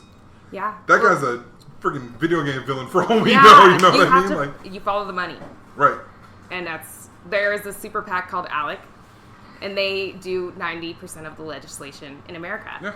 And that's who puts in the bills that then influence government, Senate, state, federal, whole 9 yards. And the people that run ALEC are the richest corporations. So Koch brothers, Bezos, Musk, even all the way down to like Walton. And we haven't even gotten into like oil companies. No, fuck that. Like you guys want to talk about Jay-Z and Magic shit. Johnson? No, we're talking about like guys in Star Wars. Over oil. Because I remember I asked my dad one time, I was like, hey, why are we, like, what is the military for? To protect assets. Oh, he said to protect trade interests. And I was like, okay, so it's not to defend borders? And he's like, well, that too. And this is years ago. So like, and he definitely has changed his view on certain things, but it's just like, do you see how crazy that sounds? Like, do you see how, like, that sounds like a movie? Yeah. Where it's just like, I'm just like, guys, do you understand, like, how, like... But people can't understand when they can't look outside of themselves at the bigger picture. Yeah. And I think that's why we are where we are today. And wokeness and those things, they're like trigger words to make people look the other way versus at what's actually going on. From a music perspective, I remember somebody was talking to me one time about, I was talking to them, my theory is hip-hop, country, and punk are all cousins. Well, they all come from the same... Hip-hop is poor black people in the city. Punk is poor white people, is white people, poor white people originally, and then it became white people in the suburbs. And country is poor rural people. Yeah. And the fact that we've let things get so twisted up, where, like, now, like, country is, like, the flag-waving racist genre for the country that hates you. Yeah. Like, this country does not like you. Like, don't get it twisted. Try that in a small town. No. Alabama Bokeh. You know what was funny? I was listening to some rapper dude on a podcast, and he's like, the fact that y'all want to beef with each other instead of beefing with this dude is crazy. Yeah. Yes. He's not wrong. He's not wrong. And that's the othering. When you turn others against each other, then the person that is doing that gets off scot-free. Like, does that make sense? Yeah. And it's, where was I going with this? And with the country, rap, pop, or rock, all of that comes from slave music. Or in the field, slavery. Yeah. Like, then it turns into like, slavery hymns in the fields turns into bluegrass, or bluegrass blues country. Then that turns into jazz. Jazz then bursts rock and roll then bursts what is the next evolution, like disco. Have you listened to, if you get the chance, go listen to early Pink Floyd and early Led Zeppelin. It is straight up blues. It is straight up Muddy Waters blues. And then, like, it's like Robert Johnson blues. And then later You know, and again, you rip off people for like an album or two, and then you kind of do your own thing, you know. But and I don't think people realize, like, when we say, oh, black people created this, black people created that, we're not joking. No, if you trace it back, but they won't trace it back, because if they trace it back, they have to acknowledge that it's not theirs. I think that's the biggest theme in everything that goes on in the world today. Like, socially, if you trace it back, everything comes from black people. African culture, black culture, slave culture. My theory about that is that shows how much people don't respect art. 100%. Because you will acknowledge that algebra came from the Arab world. Mm-hmm. You will acknowledge that gunpowder came from China. Why? Because you can use it. Yeah. Whereas you can't use art the same way. Because it's interpretation. Right. But you'll put your classical musicians on a huge, on the highest level, even though they didn't have nearly the influence that we have today. Mm-hmm. And I'm talking like, people don't remember, like, bringing it back to fashion too. When Jay-Z said change clothes, people stopped wearing hats in like the hip hop culture. Mm-hmm. And the shorts and who was the person? Do you kind of miss that era of wearing headbands for no reason? I do. I have a weird shaped head, so no. Headbands don't stay on my head. I don't miss it. Don't ever bring it back. There's some things that like. Or like this extra big long. No, those can go. Those y'all can keep those. The extra long shorts y'all can keep. Mm-hmm. The extra long shirts are kind of coming back. I don't like that. I've seen people rock it, and I'm like, all right, good for you. And I've seen other people, I'm like, nah. I could wear it as a dress, but no. I think that like it just shows that people don't respect art this way that they say they do. And it was funny because me and my girlfriend were in California, and we went to an art museum. She literally walked into a place and said, "White people art," and walked out. And walked out. And I was like, and she's not. And the cool thing is, she's not even black. And I was just like, "Fuck yes, like this." An ally. I'm like, yo, if we ever have kids, those kids are probably going to be problems, but terrorists, but in a good way, domestically, radically, you know. and So someone asked me one time, they're like, "Oh, because I didn't understand why people got mad at liberal." And I'm like, "Well, we're liberals," and like, and one of my friends was like, "No, we're not. We're black." Damn. And I was like, "What?" And he goes, "Nah, bro." He's like, go. He's like, you know what? Go rewatch Get Out, and you'll see what I mean. I've never seen Get Out. It's a good movie. Okay. But it's basically about white liberals. You know what? The main villain of the movie, he says at one point, "Oh, I would have voted for Obama a third term," but it's all about being used by white people. Yeah. And also hilarious that two mixed people are talking like this. But listen, Colin Kaepernick and J. Cole did it too. It's all good. We're good. I mean, they started it. You have but I think it's because you have that perspective. Yeah. And boiling this back to like fashion, you can also apply this to like real life. But like there's a difference between style and trend. One is embodied, one is followed. Yeah. And the people that have style are the ones that start the trends. And then those people will replicate it in any way, shape, or form, but then the person with style will always stay true to what their style is versus what is trendy. Is that? No, you're right. And it's funny you say that because I was just talking to my friend is a huge boxing fan, and he just got into MMA. Ew. And listen, I'm a huge MMA fan. I understand.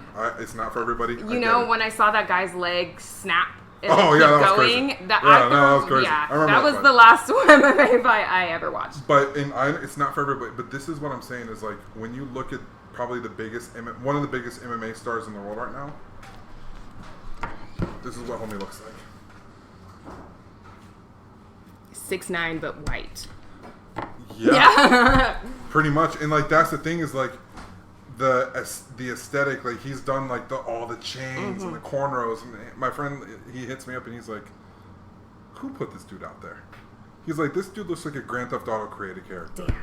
And not I'm like, an NPC. And it's crazy because he's like, my buddy hit me up. He's like, "Yo, why do all these people want to copy everything but what we've been through?"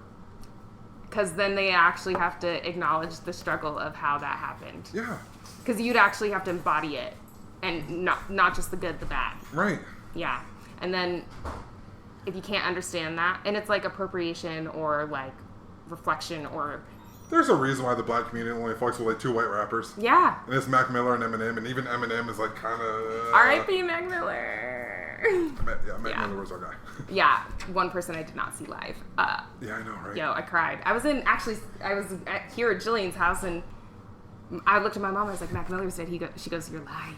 I was like, no, TMZ reported it. That was one gone too soon. I hate how TMZ is right about everything. Yeah, I met somebody who knows somebody who used to run TMZ. Mm-hmm. Ooh. And he basically said that, fuck it, they don't know who I am. I'll put this on blast. Harvey Levin basically has connections with, like, the fire department and the police department. Oh, that makes sense. Well, how did they get to the Mac Miller's house and take a picture of Karen Civil before the ambulance even arrived? That's how they found out Kobe. Because the firefighters took a picture of the body. And yeah. Well, and what's crazy is we're singing Marley happy second birthday. And I look at my dad and I was like, Dad, Kobe just died. And he looked, you're lying. And then he went to Marley's grandpa, Kobe just died. And then uncle, and then all of these guys were like, yo, what? I was like, TMZ reported. They're like, no. Then it's actually true. Yep. And that's insane. Yeah, that TMZ is the only reliable news source in this country. TMZ and sometimes Black Twitter. Yeah, Black Twitter. Yes. I miss Black Twitter. I miss Twitter in general. Twitter was... I don't miss being on Twitter for 6 hours a day.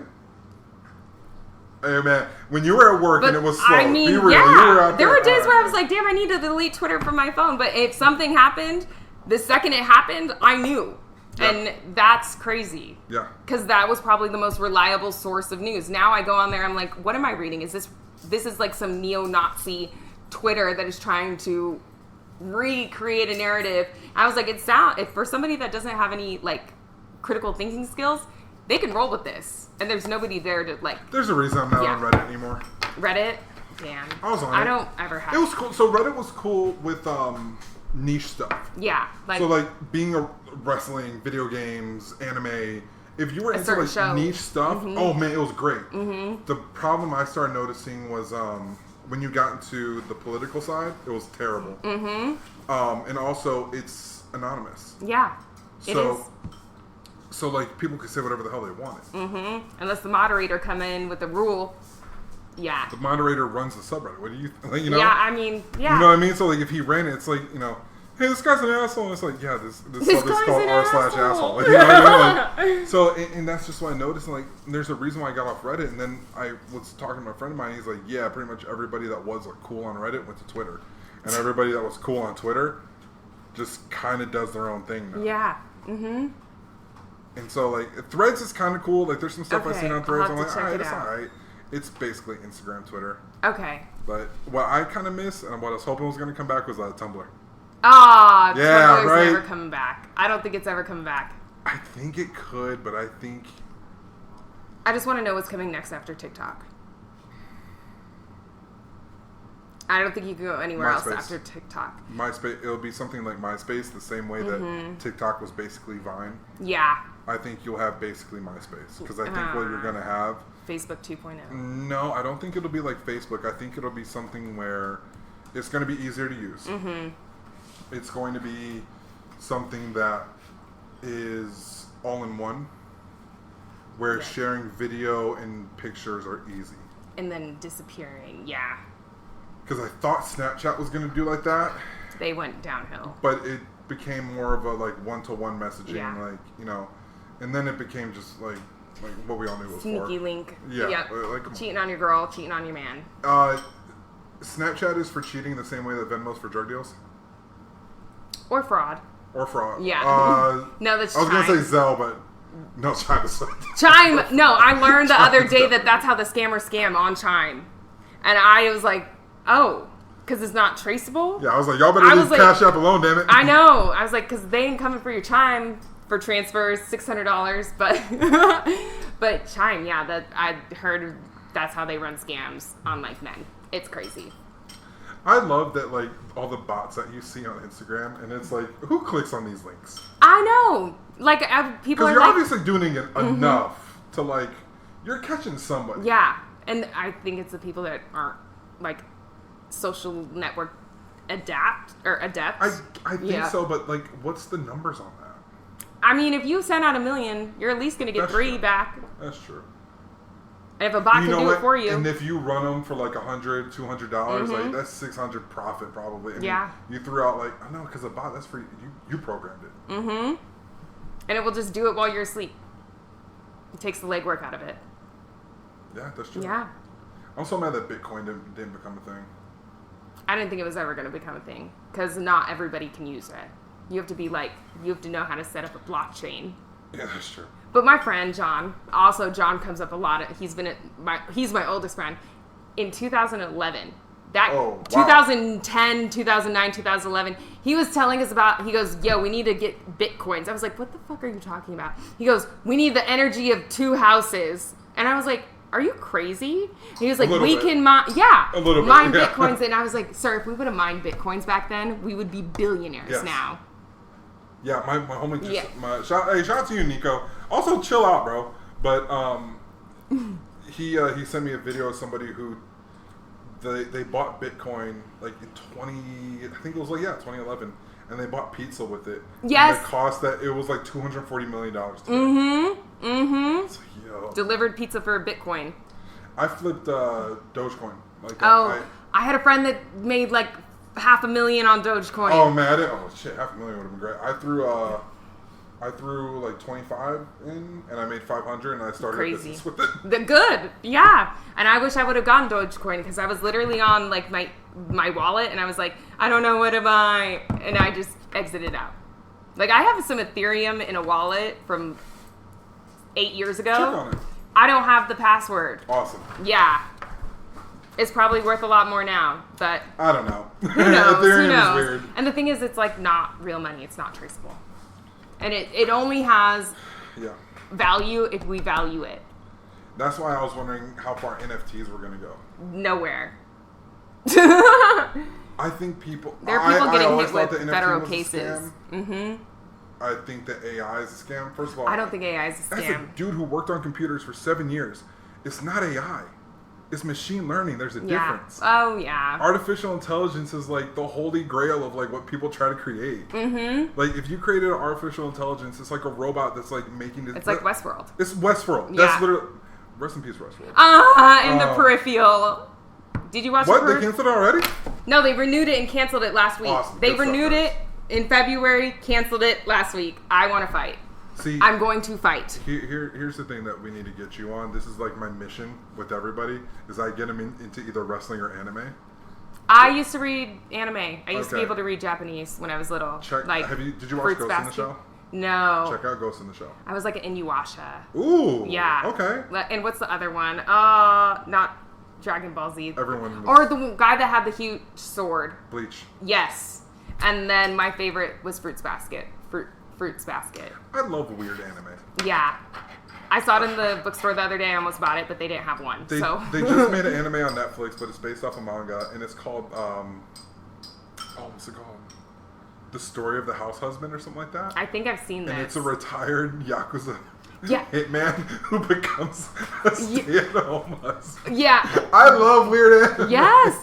Also, speaking of Yakuza, there is what is it called? It is one of my favorite shows on HBO, but it has Ansel Igor in it. Oh, shout out to Baby Driver. Yeah, or is it called Vice? I don't know. Oh, yes, Tokyo Vice, yeah. Yes. Yeah. One of the best shows with the Yakuza. Really? Okay. Watch it. Okay. Second season's coming out soon. I thought I haven't seen it yet. I didn't realize how much I don't really watch TV like that. I watch so much TV. Well, I'm because you're chilling. Yeah, I love TV. Even when I'm working, I will stay up till 2, 3 in the morning to watch a show. I have another podcast that I do with hey, that reminds me, pick up your phone, Nikita. But it's called Blurred Lines, and so it was black nerdy things, and so we talk about anime, mostly anime. I would do some other stuff with some other friends every now and then. We do like video games. You need to get Alice on this show, our middle sister. Hit her up. Just cosplay, like full on, like that. How come I don't know this? Because she's like the hidden middle sister that tried to disown us. I thought you only had one sister. Yeah, yeah, Julian. No, we have a middle sister. Her name is Alice, and she is like the living embodiment of an anime character. Cool, let's do it. Like, what is her? I'll send you her Instagram. But she also does hardcore DJ sets and yeah. She's wild. Like... What? Yeah, no, like, she does full, like, cosplay, like... This is like when you get to the 4th season of a show and they introduce somebody and you're just like, who is this person? Yeah, That's dope. Yeah, so she'll make these full-on freaking, like, outfits. Yeah, I saw the Tifa one. The Tifa one's sick. That's cool. Yeah, no, and she, like, these Kingdom... What is that? Kingdom Hearts? Full-on, like, the sword, like, a real life-size version of it. Yeah. Yeah. That's cool. No, you definitely should have our middle sibling on. She is abrasive, but we love her. You met that. I'm not gonna say that. Yeah. Hopefully the mic didn't pick up. Alice, we love you long time, but you know what you are. You know what it is. I love when you get to a certain age that everyone in the family is like, I understand what role I play here. Oh yeah, yes. I get this. We're all adults now. Yeah. It's cool too because like you start seeing your siblings less as like siblings and more as like, oh yeah, this is my friend. Mm-hmm. Like, well, for me mostly it's like I don't see them as my little brothers. Yeah. There's my brothers. Mm-hmm. Like, yeah, no, she hated me. Both of my siblings hated me growing up. Like, literally throw me down the stairs, throw me through walls type of hate. But now we're besties, right? Yeah. That was a little delayed. She's upset that I'm moving. I understand. Yeah. Love you, sister. Would you move back to Arizona, or is this like a temporary thing? Is this a forever thing? Is this a? I hope I don't move back here. Okay. I just need. Well, my coworker Robert, the concierge, he's great. He's like an older gentleman in his 60s from Chicago, just smooth as hell. Shout out to Chicago. Yeah, shout out to Chicago. Some great people. But he was like asking me. He's like, "So how do you feel about the move?" I was like, "I'm nervous. I'm excited. He's like, "That's not what I'm asking you." I'm like, "Robert, how should I feel about this move?" And he goes, "No, I just want to point out the fact that I'm so excited for you to go to a city that has the capacity to handle your greatness. Because here is not it." And when he said that, I was like, I'm not coming back. I can't come back. Not like I can't. I can always come back. And my mom even said, I was like, well, if I come back with my tail between my legs back to the place. And she goes, it's not even that. You're not coming back with your tail between your legs because you did it. You went and you tried. If it doesn't work out, you come home. Great. But you might not come home. You might go somewhere else. And it's a big world out there, man. It is a big world. And when Robert, he said that to me, I was like, you are so fucking right. Because I have done, in my mind, I've done everything that I can do in Arizona. I have lived so many lives. I've raised goats in 4-H. I've done cheer. I've second, like, national championship cheer. I've run track. I've done, I said, I'm going to go to Miss America or Miss Arizona and I'm going to do it. And I got second runner up. Like, no experience. And then I do Phoenix Fashion Week. I'm in Arizona Fashion Week now. So it's like, and my career, like, there's business-wise, there's not a lot going on in Arizona where you can make enough money to, like, live your life unless you are already established. And most of the people that are established in those careers came from somewhere else. Right. And they keep it close-knit. Mm-hmm. So it's like, if I want to grow as a person, as a human, as all the things they don't share like other cities here. Like, no. When we were in California, we talked to this random dude and we were like, hey man, my girlfriend's looking for soul food. Like, where you got it? He named me like 5 places off rip. If you did that here, they just look at you. They'd go fuck yourself and move along. They wouldn't even like give you the time of day to talk to them. Yeah. And it's a very weird, there's like no sense of community here. No. Zero. It's like you live in your house in the suburbs and you stay there unless you come here. And then what am I supposed to do with that unless I don't want to have kids or get married or settle down anytime soon? And I hate to be like the stereotypical Arizonan where it's like, if you are here past a certain time, you're going to be here forever. I don't want to be that person. And like when I lived in Estrella, the fact that I even made it to where I am now doing all the things that I've done is against the odds. That hit me earlier this year. I was like, yo, if you hit 30 here, I was like, yo, if you find somebody here, you will not leave. Never. Like, what would make you want to leave?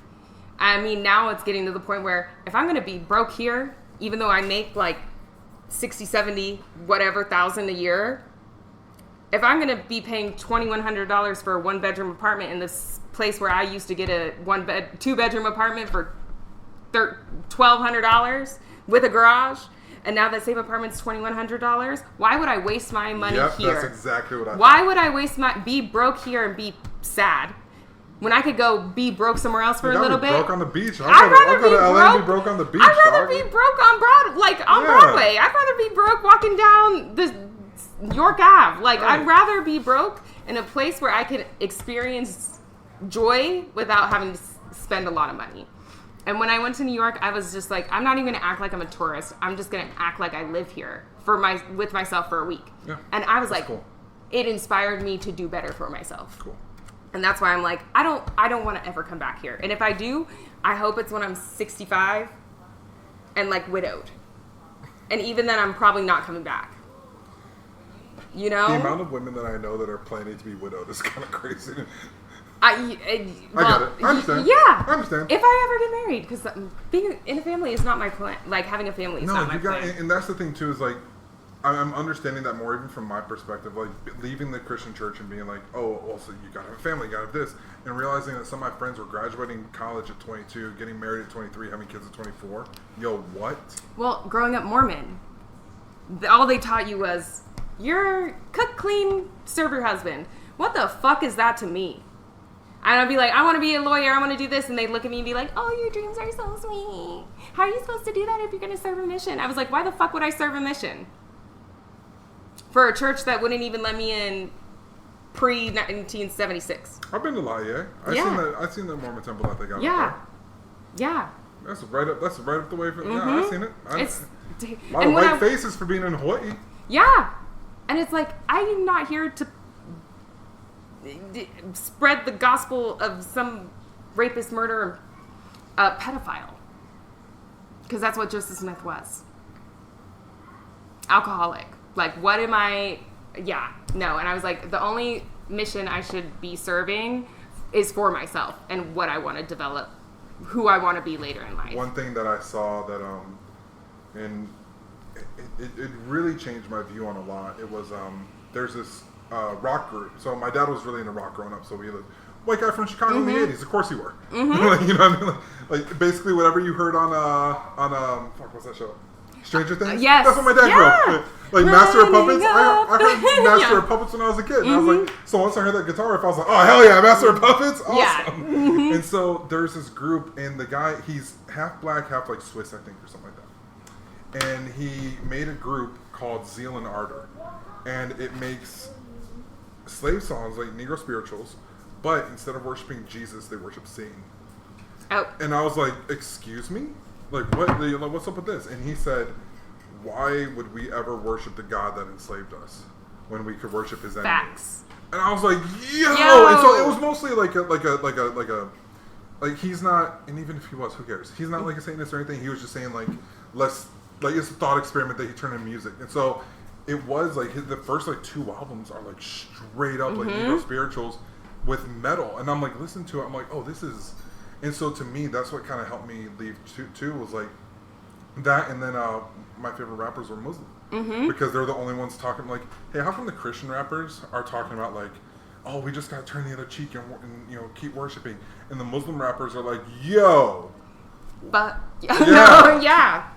And so when I heard that, I was like, that's what kind of got me out of why are we pushing forward a narrative that's actively hurting us? Because it protects white people and not others.